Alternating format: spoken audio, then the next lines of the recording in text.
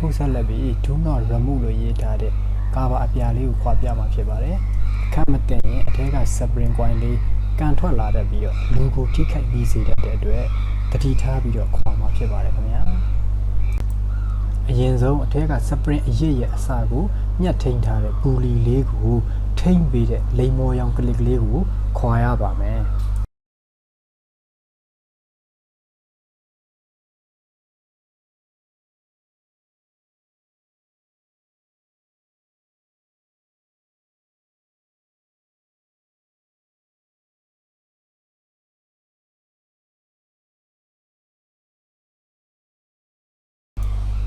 ကာဘာကိုခွာရမှာ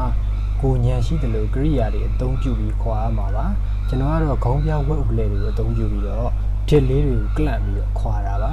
စပရင်ကန်ထွက်မလာနိုင်အောင်လို့ဒီခွင်းလေးတွေနဲ့ပတ်ချုပ်ပေးပါတယ်ခင်ဗျာ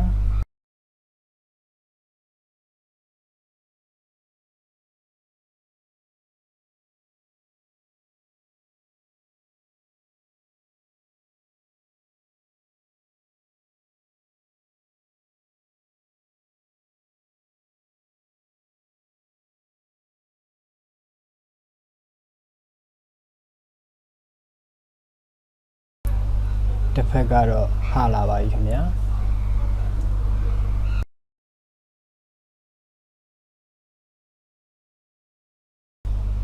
ဒီကလေးတွေရဲ့ကလစ်ကလေးတွေရဲ့ချုပ်တန်းလေးတွေရဲ့မပြတ်အောင်သတိထားပြီးတော့ခွာတဲ့အတွက်အချိန်နည်းနည်းပေးရပါတယ်ခင်ဗျာ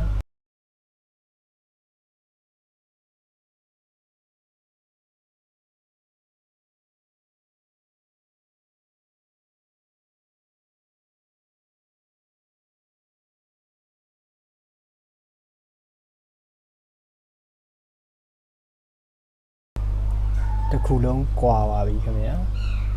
စပရင်လေးကန်ထွက်လာမှဆိုလို့လက်ကလေးနဲ့လည်းဖိထားပါတယ်အထဲမှာတော့တန်ကြီးတွေအများကြီးတန်ကြီးတွေကင်နေပြီးတော့စပရင်ခွန်ကအပိုင်းပိုင်းပြတ်နေတာကိုတွေ့ရပါတယ်ခင်ဗျာဒါကြောင့်ခပတ်ကိုဆွဲထုတ်ပြီးရင်ပြန်ရစ်မပေးနိုင်တော့တာဖြစ်ပါတယ်